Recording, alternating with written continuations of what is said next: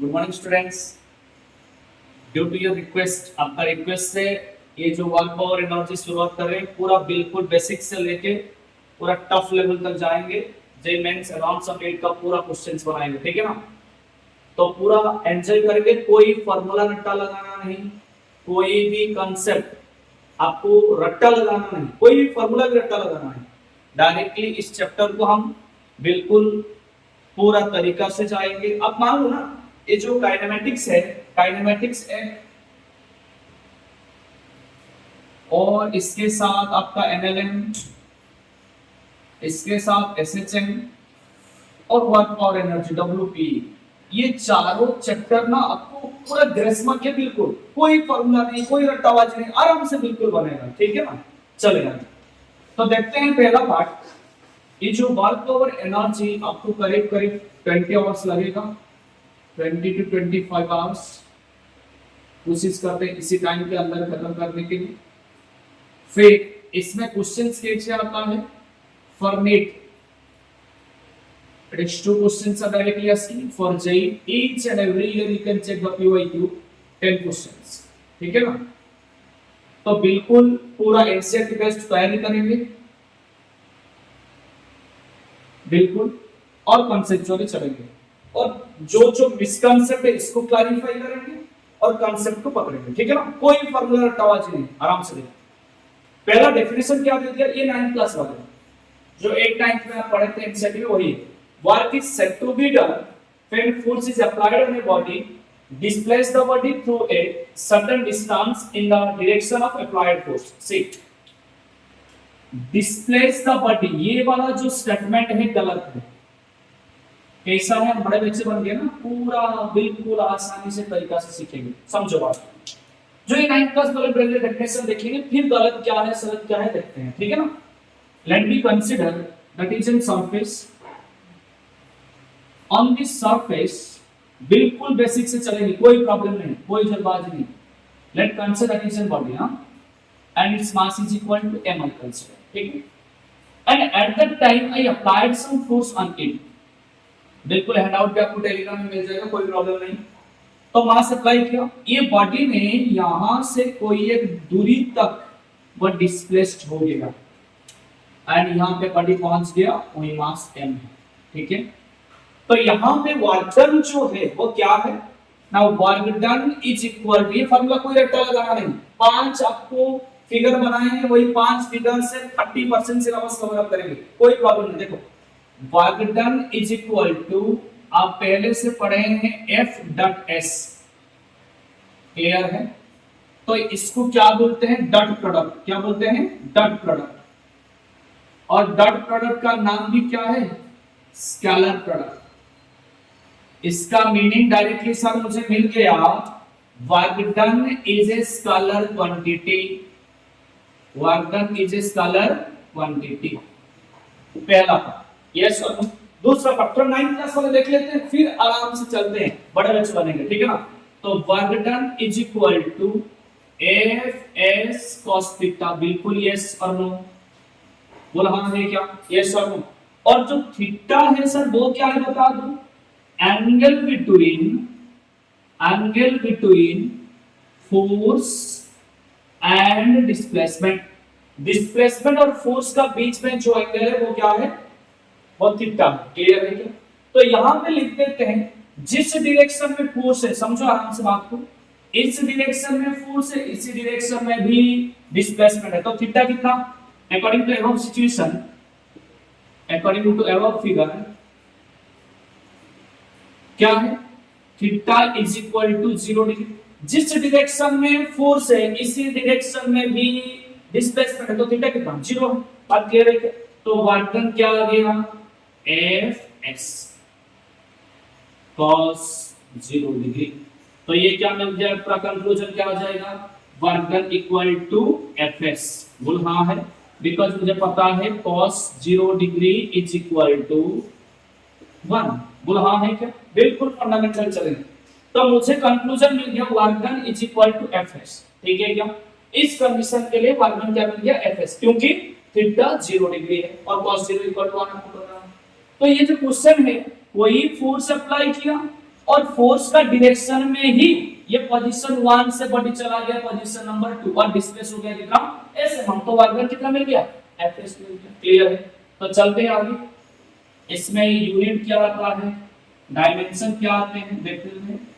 Match the column A and B में work done is equal to F and S and force का unit you know newton and displacement का unit metre and newton into metre is equal to joule. Clear है क्या? Dimension देख लेते हैं।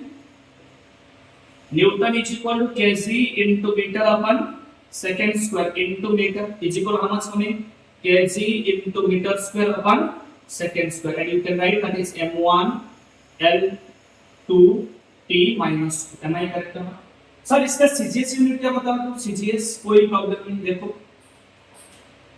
1 joule is equal to 10 to the power 7 और sir कैसे आ गया? रट्टा लगा लो क्या? नहीं, पूरा बिल्कुल कांसेप्ट चलता रहेंगे। देखो इसका यहाँ पे लिखते हैं, कोई प्रॉब्लम नहीं। फिर इस पे से थोड़ा देखो 1 joule is equal to 1 kg into metre अपन सेकेंड स्क्वायर इंटू मीटर बोल रहा है।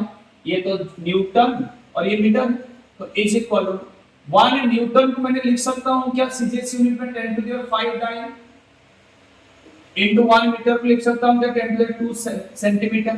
तो 1 joule is equal to 10 to the power 7 dyne into centimetre. So 1 joule is equal how much 10 to the power 7 और that is the CGS unit. ये कौन सा unit है? CGS unit. तो यहां से मुझे कंक्लूजन क्या मिल गया? देखो कोई एक बॉडी को मैंने फोर्स दिया, बॉडी डिस्प्लेस्ड हो गया, तो that is known as my work done.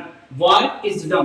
तो माय डियर स्टूडेंट पहला कांसेप्ट आता है वर्क होता है कैसा और कौन करता है? जिस डायरेक्शन में मैंने जो फोर्स दिया फोर्स के वजह से ही वर्क हुआ है कि नहीं?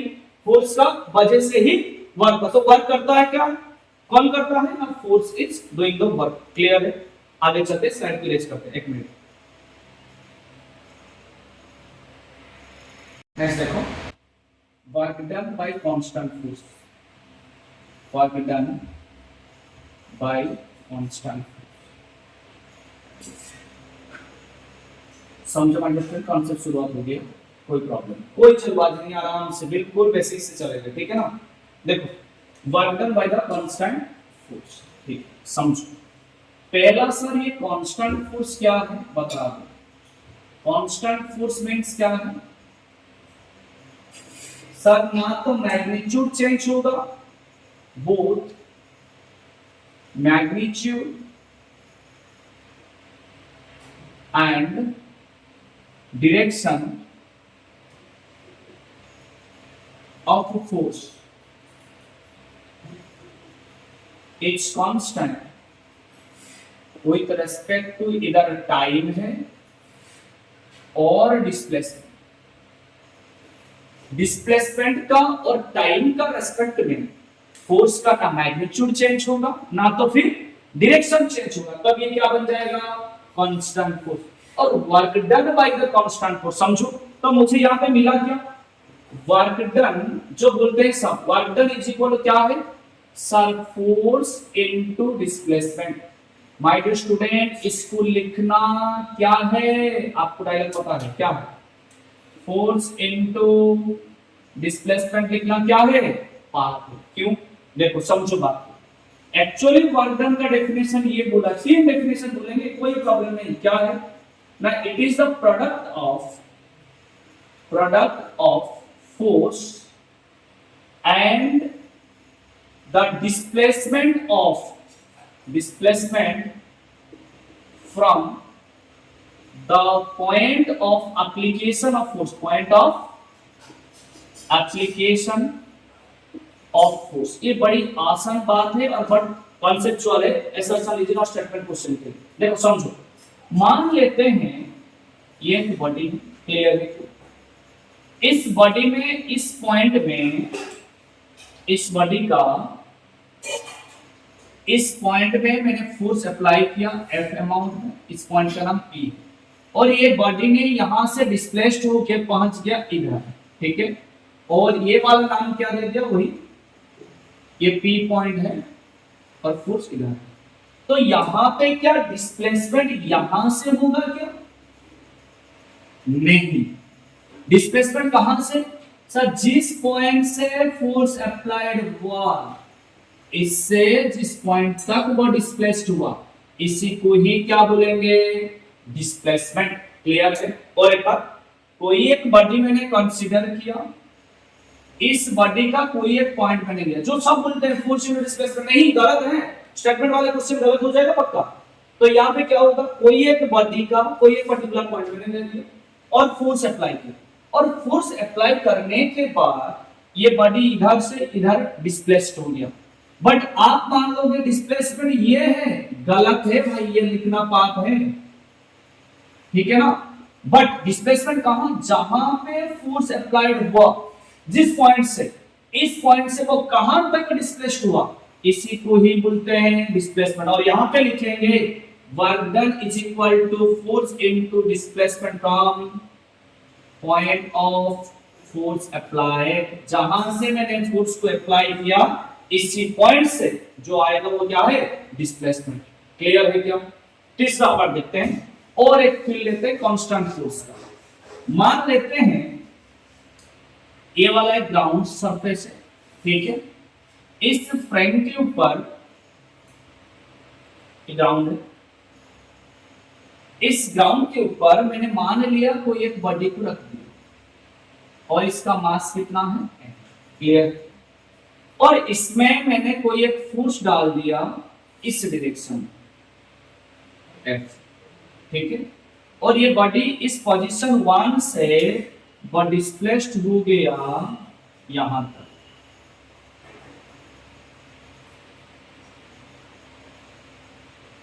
समझो, ये F है और ये एंगल, ठीक है। मैंने इस पॉइंट में देखा था फोर्स का वैल्यू F है, सिमिलरली मैंने इस पॉइंट में देखा फोर्स का वैल्यू वही F है, एंगल थीटा है। यहां पे भी देखा फोर्स F है, एंगल थीटा है। यहां पे भी देखा ये फोर्स F है, यहां पे एंगल थीटा है। इस टाइम में मैं बोल सकता हूं ये जो फोर्स अप्लाइड हुआ है, इसी को क्या बोलते हैं? Constant force. बात क्लियर हुआ क्या सबका? क्लियर है? फोर्स कांस्टेंट है, मींस हर पॉइंट में, हर टाइम इंटरवल में, हर पॉइंट में, हर डिस्प्लेसमेंट का इंटरवल में मैंने चेक क्या कर रहा हूं? ना फोर्स का मैग्नीट्यूड ना डायरेक्शन, कोई भी चेंज नहीं होगा। क्लियर है क्या? बात समझ में आ रही? तो मैं बोल रहा हूं तो फोर्स कब कांस्टेंट है? और एक बार बोल दो, पूरा रिवीजन तरीका से चलेंगे, कोई प्रॉब्लम नहीं, रिवीजन सब हो जाएगा, ट्रांसपोर्ट सब हो जाएगा। यहां पर फोर्स कांस्टेंट, इसका मीनिंग ना मैग्नीट्यूड ना डायरेक्शन, दोनों क्या है? कांस्टेंट है। किसका रेस्पेक्ट में? बोल दो, सर टाइम एंड डिस्प्लेसमेंट का रेस्पेक्ट में कांस्टेंट हो गया, तब क्या बोलेंगे? सर फोर्स कांस्टेंट है। और डेफिनेशन वर्क का क्या मिल गया? फोर्स इनटू डिस्प्लेसमेंट नहीं, क्या है? Force into the product of the force and displacement from point of application of force. बात समझ में आ गया क्या? चलते हैं आगे, चलो एसएसएन वाले कॉन्सेप्ट पे चलते हैं। देखो, मान लेते हैं ये वाला ग्राउंड फ्रेम ऑफ रेफरेंस है ना, और एक बॉडी मैंने यहां पे कंसीडर की, और जिसका मास कितना है? m है, वहां पे कोई प्रॉब्लम नहीं। और ये बॉडी पोजीशन नंबर 1 से कहां चला गया? Position number 2। कोई दिक्कत नहीं आएगा, आराम से देखना, कोई जल्दबाजी नहीं, कोई हड़बड़ी नहीं, आराम से सीखेंगे। फिजिक्स तो सीखना होता है ना, कहाँ पढ़ना होता है भाई, रट्टा लगाना कहाँ होता है। सब बोलते हैं बीडीपी सर सिस्टमेटिक नहीं पढ़ाते हैं, सब बोलते हैं ना, बट क्वेश्चन में बन जाते हैं ना, क्या जरूरी है सिस्टमेटिक पढ़ाना, ठीक है ना। ये एम है, ये मान लेते हैं कोई एक फोर्स मैंने अप्लाई कर दिया, और यहां से बॉडी मान लो डिस्प्लेस्ड हो गया एस, ठीक है जी। तो work done is equal to, मुझे मिला था क्या? एफ डॉट एस, और क्या मिला था मुझे? Sir work done equal to F S cos theta, ठीक है क्या? और जहां पे थीटा क्या है, और एक बार, angle between force and displacement, और वर्क डन क्या है? एक स्केलर क्वांटिटी, क्या है? स्केलर बात समझो। सब खेल थीटा के साथ और किसके साथ, फोर्स के साथ और डायरेक्शन ऑफ डिस्प्लेसमेंट के साथ। समझते हैं बात। मान लेते हैं क्या है, वर्क डन जो आया, एक डेफिनेशन देखते हैं, समझो बात। Work done is equal to positive आएगा, एक कंडीशन समझो बात को। डेफिनेशन बढ़िया डेफिनेशन है, एसर्शन रीजन वाले, मन खुश हो जाएगा आज।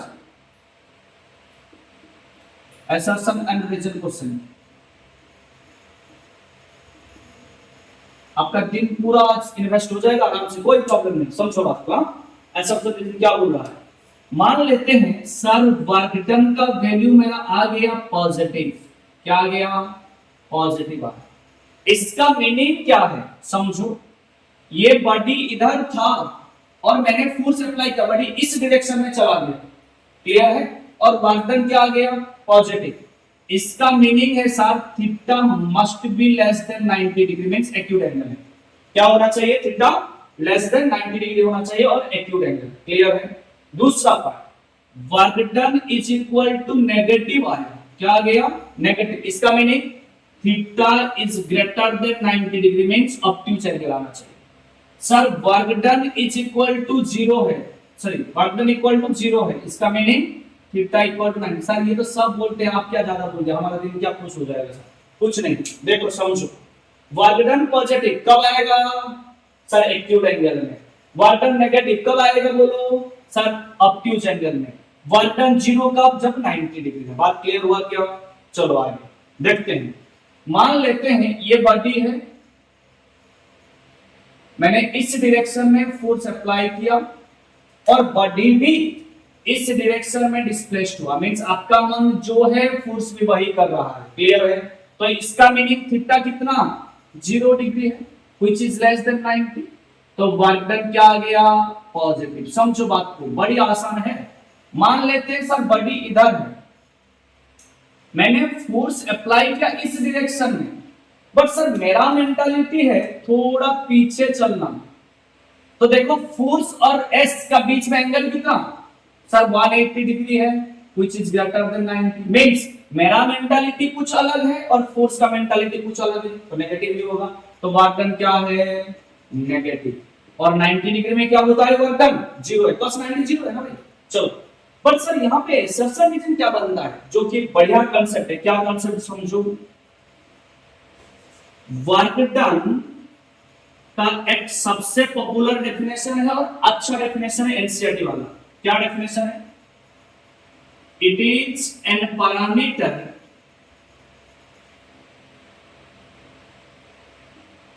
which determines the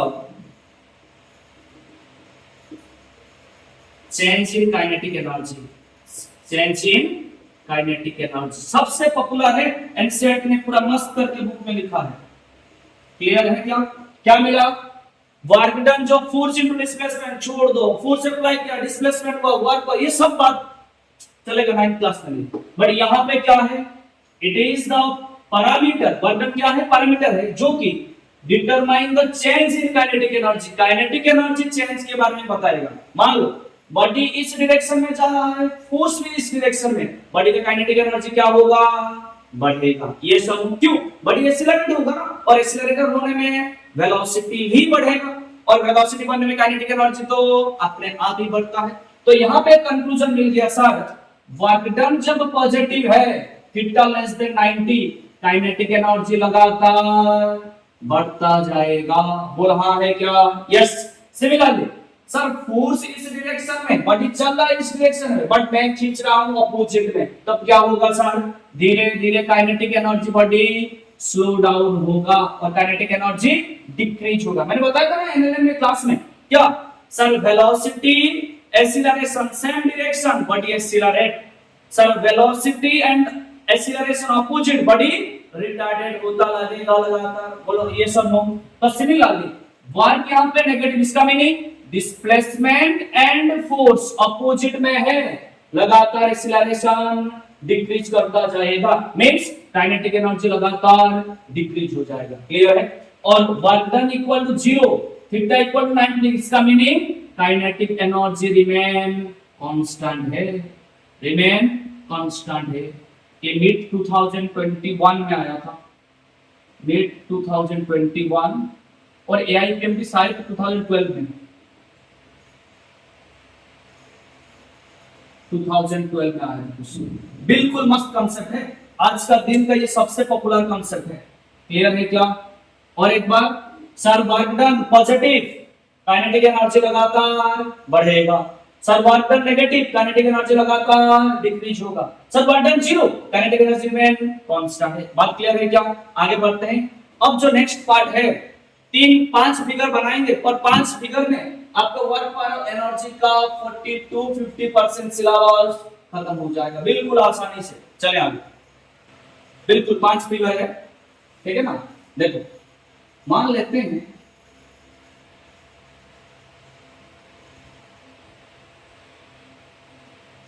इसी 5 फिगर में आपका पूरा चैप्टर 40 से 50% कवर हो जाएगा।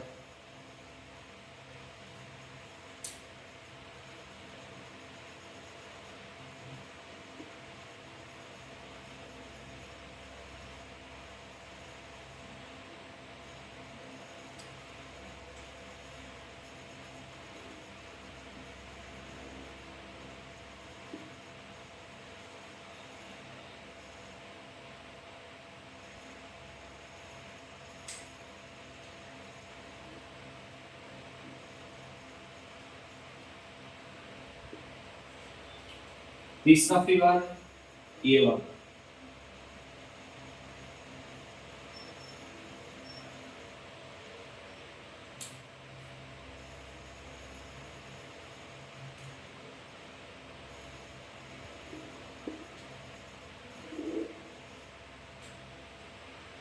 बिल्कुल ये पूरा आपका 20 लेक्चर तक मैं बोलता रहूंगा, ठीक है ना।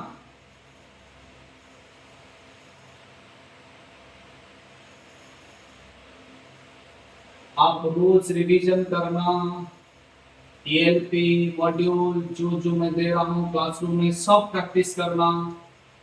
हर चैप्टर का क्वेश्चंस एक एक रोज बनाना है, हर चैप्टर का क्वेश्चन 1 2 2 4 क्वेश्चंस बनाना है, ताकि आपका फॉर्मूला पूरा सब याद रह जाएगा। क्लियर है?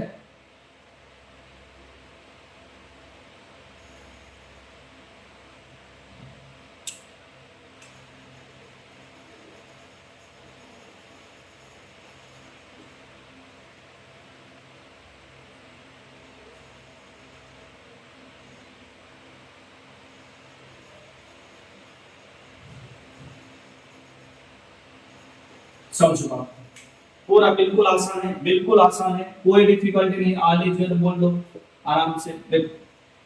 Late me consider I have applied some force F। मैंने जहां पे फोर्स अप्लाई किया इसी डायरेक्शन में बॉडी का भी डिस्प्लेसमेंट हो रहा है। क्लियर है? पहला पार्ट ये याद करो, फोर्स जो डायरेक्शन में डिस्प्लेसमेंट वही डायरेक्शन में हुआ, वर्क पॉजिटिव होगा। क्यों सर होगा? देखो, यहां पे F और S का बीच में एंगल थीटा कितना? 0 degree, which is less than 90 है, तो पॉजिटिव होगा। ये वाला F डॉट S और Fs cos थीटा छोड़ दो ना फॉर्मूला, ये 5 फिगर को याद कर लो, खेल खत्म। क्लियर है? चलो, तो ये वाला फॉर्मूला वर्क डन क्या है, एक फॉर्मूला डिराइव कर देते हैं। F dot S is equal to क्या आ गया? Fs cos थीटा, और is equal to Fs cos 0। cos 0 का वैल्यू 0 है ना, हमें पागल S cos 0 का वैल्यू कितना? 0 नहीं 1 है, तो वर्क डन क्या आ गया? पॉजिटिव आ गया। ये सब छोड़ो ना, इतना लंबा कौन करेगा, इतना लंबा कुछ काम का नहीं, ये कुछ नहीं। एग्जाम तो क्या है, ऑब्जेक्टिव है ना, ऑब्जेक्टिव इतना डिमांड करता है कि नहीं, डायरेक्टली आंसर लिखो ना। चलो, इस पॉइंट में क्या करना सर, डिस्प्लेसमेंट और फोर्स सेम डायरेक्शन में, तुरंत तुरंत क्या करना, वर्क डन पहला पॉजिटिव साइन दो। क्या करना, वर्क फोर्स एंड डिस्प्लेसमेंट दोनों क्या है, सेम डायरेक्शन, तुरंत क्या करना, पॉजिटिव साइन, और डायरेक्टली लिख Fs। क्लियर है क्या?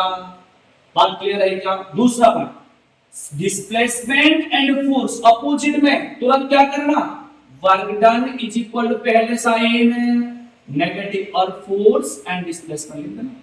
बस सर, यहां पे क्या करूं, वही कर। Sir force, sir displacement angle theta कितना 90 डिग्री, तो वर्क डन कितना हो जाएगा भाई 0। ये तीनों फिगर याद हो गया क्या? और एक बार force displacement same direction, work done positive and FS का डन, क्लियर है? दूसरा part sir force and displacement दोनों अपोजिट, वर्क डन तुरंत नेगेटिव एफएस का, ठीक है? तीसरा sir displacement and force 90 degree में तुरंत वर्क डन 0 है। बात क्लियर हो गया क्या? चले आगे।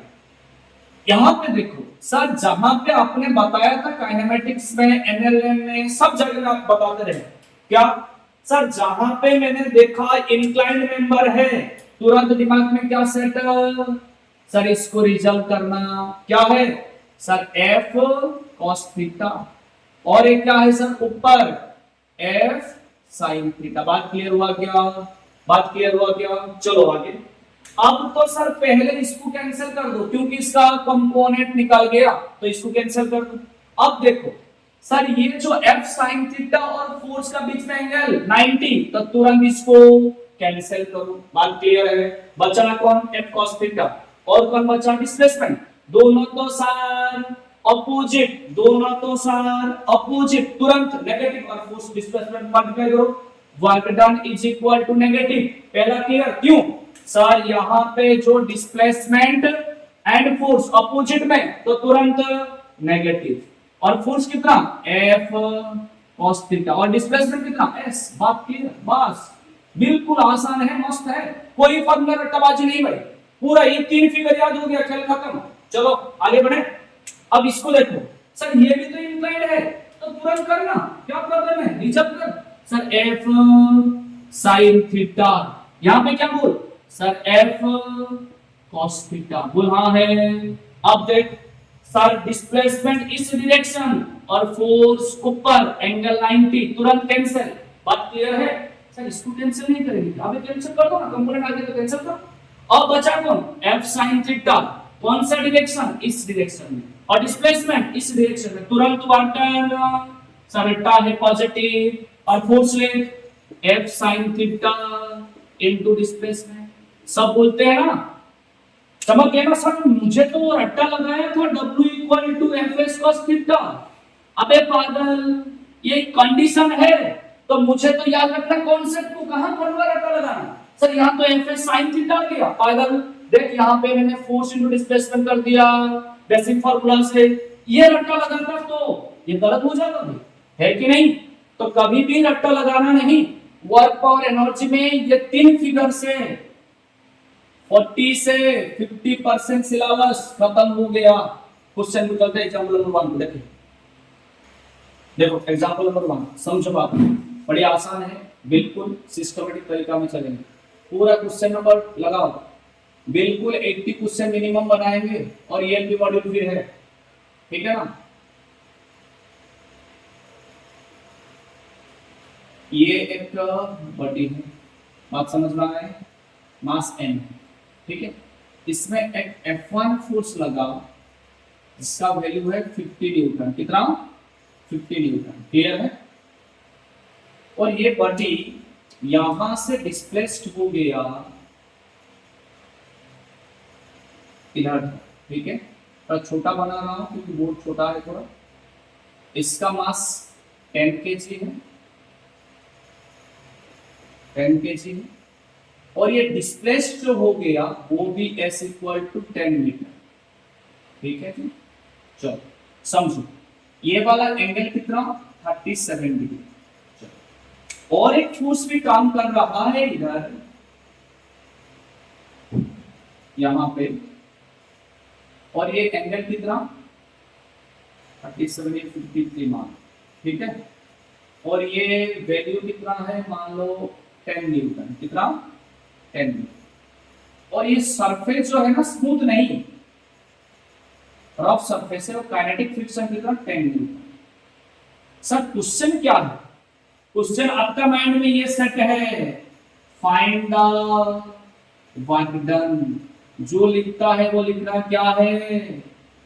पाप है। फाइंड वर्क डन लिखना क्या है? पाप है। देखो क्वेश्चन में भी ना कंसेप्ट समझ में आता है, वर्क करता है कौन? कौन करता है वो? फोर्स ने करता है कि नहीं? और इधर फोर्स कितना है समझ, F सर F1 ये भी वर्क डन कर सकता है, F फोर्स है F2, यहां पे लिख दो F2 ये भी काम कर सकता है। सर एक फोर्स फ्रिक्शन वाले F3, एक फोर्स ग्रेविटी वो भी काम कर सकता है।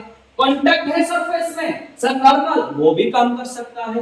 तो ग्रेविटी फोर्स भी काम कर सकता है और नॉर्मल भी काम कर सकता है। तो यहाँ पे जो टीचर लोग लिख देते ना वर्क डन डिटरमाइन करो, अबे पागल है, लिखना में कौन सा फोर्स काम कर रहा है वो तो लिखो ना, तब तो क्वेश्चन सही है। तो फाइंड द वर्क डन, किसका point number 1 by F1, work done by sir इसे लिखो F1, फिर point number 2 work done by F2, फिर point number 3 work done by force of kinetic friction, point number 4 sir work done by force of gravity, sir point number 5 work done by force of normal. सारा 1 2 3 4 पागल हो जाएंगे sir, अबे कुछ नहीं होगा, आराम से बिल्कुल सिस्टमेटिक बनाएंगे, ठीक है ना? एनएलएम सबका याद है सर? भूल गए सर, अबे रिवाइज कराएंगे ना यहाँ पे, कोई प्रॉब्लम नहीं, कोई टेंशन नहीं, आप बोलोगे मैं बार बार बोलता रहूंगा, ठीक है ना? चलो आगे देखो, यहाँ पे 10 केजी है, ये वाला फोर्स है, तुरंत काम क्या है? तुरंत काम क्या है सर? रिजल्व करना, क्या करना? रिजल्व करना।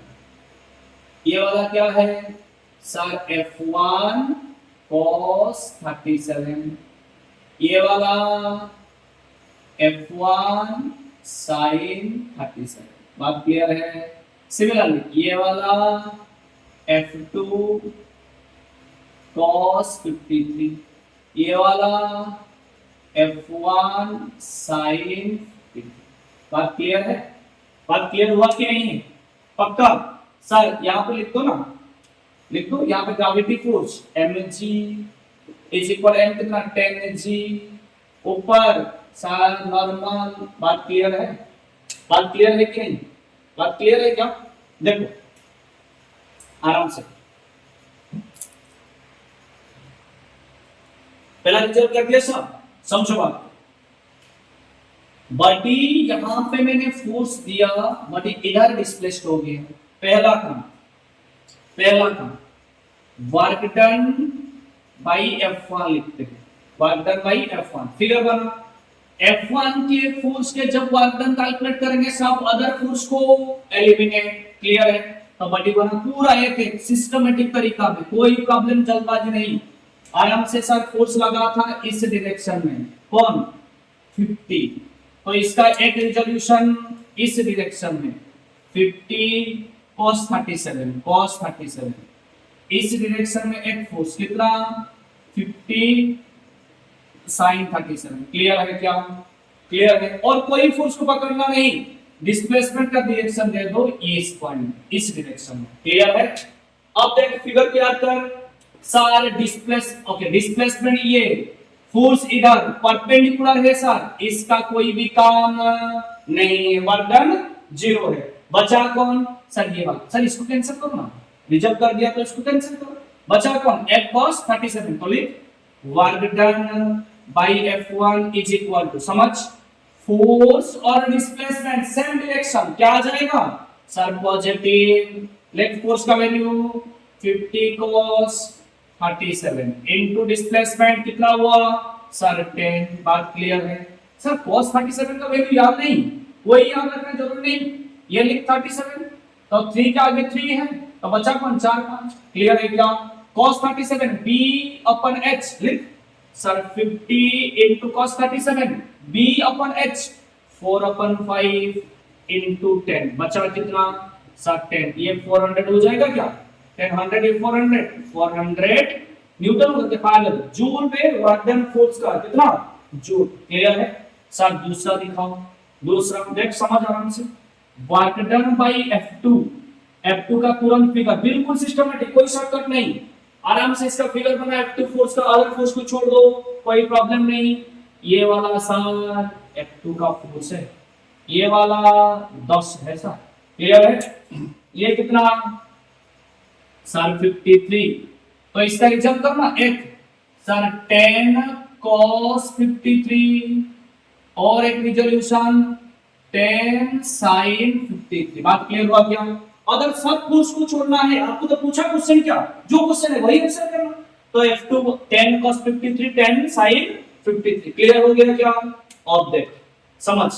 सर डिस्प्लेसमेंट कहां? इस डायरेक्शन में। देख डिस्प्लेसमेंट कौन सा डायरेक्शन? इस डायरेक्शन, फॉरवर्ड में जाती है। अब देख डिस्प्लेसमेंट और 10 sin 53 क्या है? सर परपेंडिकुलर, तो दोनों को ये वाला फोर्स कैंसिल, और इसको तो सर पहले से कैंसिल कर दो। बचा कौन? सर ये वाला कंपोनेंट, क्या बचा? Work done. देख फोर्स इस डायरेक्शन और डिस्प्लेसमेंट इधर, डिस्प्लेसमेंट इधर और फोर्स इधर, क्या हो जाएगा? अपोजिट। एंड तो अब माइनस वैल्यू लिख, 10 cos 53 into displacement 10 is equal to minus 10 into cos 53। Sir याद नहीं लिखना, ये 37 है तो ये तो 53 है। इसका cos that 53 b upon x 3 upon 5 लिख, 3 upon 5 into 10। सो ये दो कितना हो गया? 60 माइनस 60 जूल। बात क्लियर है क्या? बात क्लियर है क्या? तीसरा पार्ट देख। सर फोर्स ऑफ फ्रिक्शन का निकालो ना, कोई प्रॉब्लम नहीं, कोई टेंशन नहीं, देखो आराम से। सर बडी ये वाला जा रहा है इस डायरेक्शन में, फोर्स ऑफ फ्रिक्शन कहां लगेगा? अपोजिट में, एफ ऑफ के इक्वल टू 10 न्यूटन। बात क्लियर है? अदर सब फोर्स को छोड़ दो, तो वर्क डन का फार्मूला बोलो, पॉजिटिव की negative. Sir force and displacement opposite, तुरंत नेगेटिव। फोर्स कितना? 10, डिस्प्लेसमेंट 10, कितना? Sir minus 100 joule. बात क्लियर है क्या? सर ग्रेविटी फोर्स का देखना, कोई प्रॉब्लम नहीं, वर्क डन बाय mg, कोई डर नहीं, कोई डर नहीं, आराम से। ये वाला बॉडी है, ग्रेविटी फोर्स कौन है? सर इसका सेल्फ वेट है mg। mg कितना? सर 10g है। सर डिस्प्लेसमेंट इधर है, एंगल 90, वर्क डन 0। नॉर्मल का बोल, नॉर्मल का। Sir work done by normal बोल आराम से। सर ये बॉडी नॉर्मल ऊपर, सर ये डिस्प्लेसमेंट, वर्क डन कितना बोल? 0। क्यों? Sir 90 degree. बात क्लियर है? बिल्कुल पूरा क्या कर दिया? क्या कर दिया? सर पोस्टमार्टम कर दिया क्वेश्चन का। बात क्लियर है? पक्का? चले आगे देखो नेक्स्ट क्वेश्चन। क्वेश्चन क्या है समझो। एग्जाम्पल नंबर 2, बिल्कुल पूरा क्वेश्चन बनाएंगे। क्वेश्चन पूछा, if the system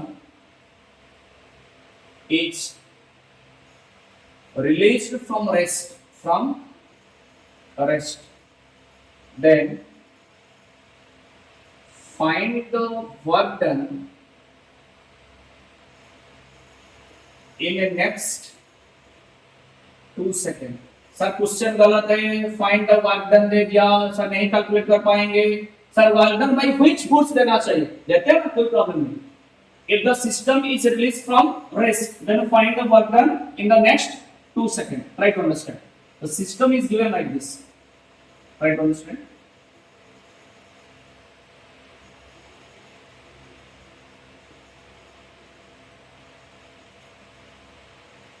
sir pulley, sir डर गए, सर डर गए, कोई प्रॉब्लम नहीं है स्टूडेंट, सबसे आसान है, सबसे आसान है एनालिम, कोई प्रॉब्लम नहीं।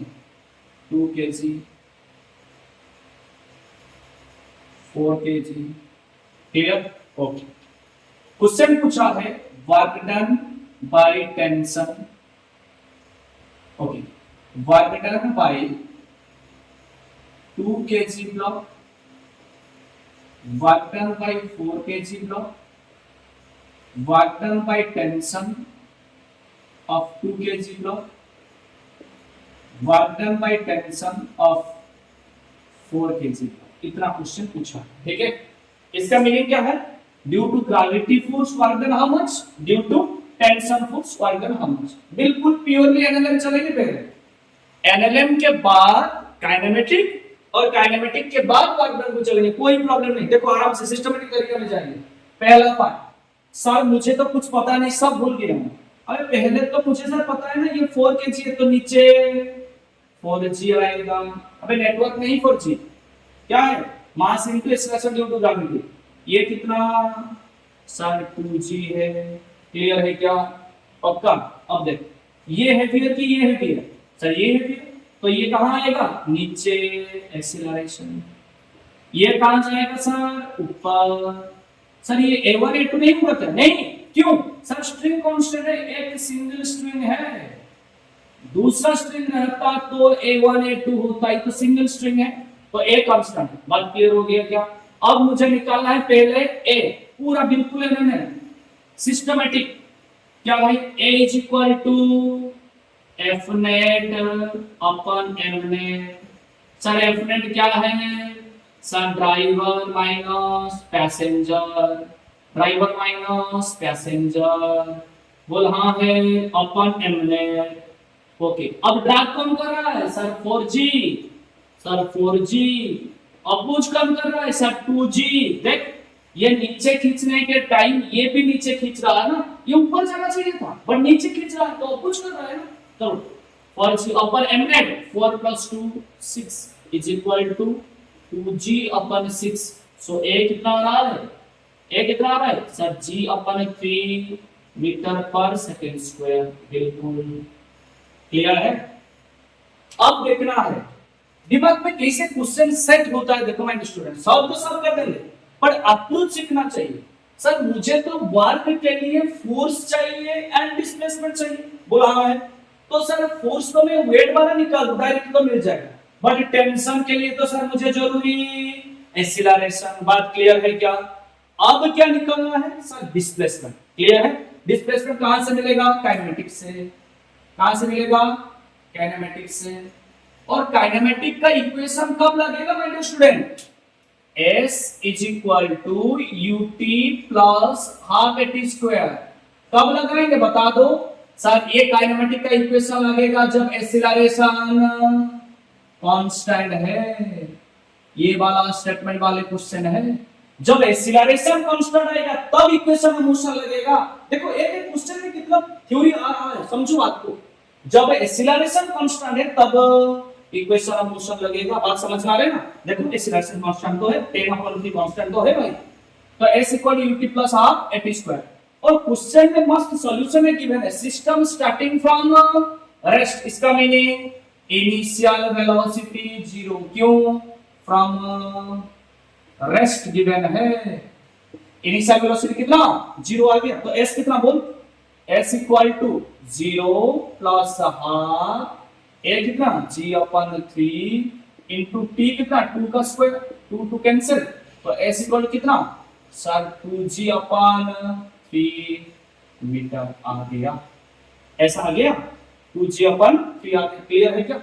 बात क्लियर है। चले आगे डिस्प्लेसमेंट आ गया। अब तो मैं राजा हूं सर, अब तो मैं राजा हूं। वर्क डन करो, वर्क वर्क निकालो।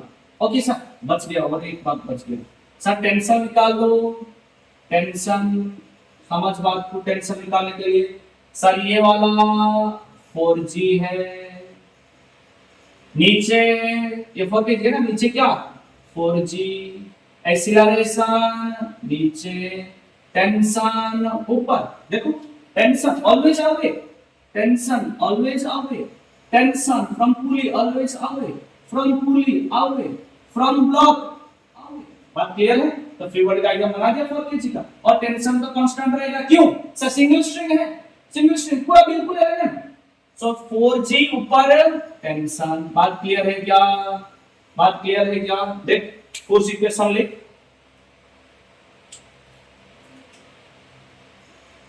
क्या है sir force in the direction of motion minus force in the opposite direction of motion equal to F net. Body कहां जाएगा नीचे, एक्सीलरेट नीचे हो रहा है। Force in the direction of motion कितना 4G माइनस अपोजिट में p equal F net sir m into a। दुनिया में हर बोलता है में होता है ना, तो t कितना हो जाएगा बोल sir t equals to 4G minus 3। Okay m कितना 4,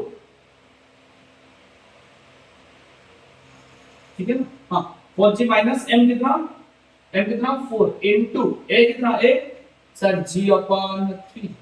सो दैट इम्प्लाई t कितना sir 12G minus 4G upon 3। तो दैट इम्प्लाई t कितना सर 8G अपॉन 3 आ गया। बात क्लियर है क्या। T कितना आ गया 8g/3। सबको क्लियर हो गया क्या, टेंशन आ गया। अब कैलकुलेट करते हैं वर्क डन। समझो बात को, यहाँ पे और एक थ्योरेटिकल क्वेश्चन भी आज पूछ करेंगे, समझो। Sir work done by 2 kg, work done by 2 kg, कोई प्रॉब्लम नहीं, समझ बात को। फिगर बना, ये वाला 2 kg, ये नीचे 2g लगेगा, ऊपर डिस्प्लेस्ड हुआ। क्यों सर, ये 4 kg जब नीचे खींचेगा ये ऊपर डिस्प्लेस्ड होगा, बात क्लियर है। और force displacement opposite, work done negative, बात क्लियर है। Work done by 2 kg is equal to force sir 2g into displacement, displacement s sir 2g/3 करो ना, 2g/3 कितना आ जाएगा सर, नेगेटिव, नेगेटिव आएगा तो work done equal to minus 4g²/3 joule. बात clear है। नेगेटिव क्यों सर, फोर्स नीचे डिस्प्लेसमेंट ऊपर। एफएस cos थीटा छोड़ दो, जो रट्टा लगाया था वो छोड़ दो, क्लियर है। आगे बढ़े, थोड़ा सा इरेज करो माइनस स्टूडेंट, इसको इरेज करो एक एक चीज को। देखो देखो इस पार्ट को देखो। अब देखो 4 kg के लिए देख, work done by 4 kg, 4 kg के लिए देख ये वाला फिगर है। 4 kg कितना, 4g नीचे, बात क्लियर है। नीचे आ रहा है ना, वेट नीचे आ रहा है तो डिस्प्लेसमेंट नीचे, और displacement 4g, force and displacement same direction, work done positive, तो वर्क डन कितना है पॉजिटिव, तो work is equals to displacement कितना, ओके, फोर्स कितना 4g, 4g, डिस्प्लेसमेंट कितना 2g/3, तो W कितना सर 8g/3 जूल आ गया। बात क्लियर है, बात क्लियर है, पक्का। चले आगे, अब समझ, इसको इरेज कर दे, इसको इरेज करें, समझो बात। नेक्स्ट आया टेंशन का, टेंशन, टेंशन ऑफ 4 kg, कोई डिफिकल्टी नहीं, एक एक फिगर बना। ये 4 kg का टेंशन है, बॉडी का टेंशन ऊपर, बॉडी डिस्प्लेस्ड कहां नीचे, बस आ गया। Force displacement opposite, other force को लेना नहीं। आप सोचो कि सर पॉजिटिव का नहीं भाई, टेंशन का निकालना है, कोई प्रॉब्लम नहीं। देखो work done of 4 kg tension कितना, displacement tension opposite negative, tension कितना 8g/3, डिस्प्लेसमेंट कितना 2g/3 इज इक्वल कितना -16g/9 जूल। क्लियर है क्या। चौथा पार्ट, लास्ट पार्ट आज खत्म कर देते हैं क्लास को, ठीक है ना, बहुत ज्यादा हो गया, स्ट्रेस हो जाएगा। Next part, work done by 2 kg block का टेंशन कितना, देख 2 kg, ये वाला फिगर डायग्राम 2 kg वाला, टेंशन ऊपर, टेंशन ऊपर, और 2 kg भी ऊपर जा रहा है। 4 kg जब नीचे आएगा 2 kg भी ऊपर जाएगा, सो डिस्प्लेसमेंट ऊपर, टेंशन भी ऊपर, तो क्या हो जाएगा वर्क डन पॉजिटिव की नेगेटिव की जीरो, सर पॉजिटिव, दोनों सेम डायरेक्शन है तो वर्क डन पहले देख पॉजिटिव। टेंशन का value sir 8g/3 into displacement का वैल्यू सर 2g/3 कितना sir 16g/9 joule. Idea student, आपको एनएलएम में एक बात बताया था, क्या बताया था समझ, क्या बताया था बोल। एनएलएम में एक बात बताया था, देख work done by 4 kg block sir -16g/9, work done by 2 kg block sir +16g/9। तो कंक्लूजन बताया था एनएलएम में क्या sir, work done by tension for a system is equal to always 0। Net work done individual का तो आ रहा है positive और नेगेटिव, नेट वर्क डन कितना टेंशन के लिए 0 है। बात समझ में आ रहे हैं, पक्का। इरेज करें, देखो आगे, देखो और एक कॉन्सेप्ट को देखो।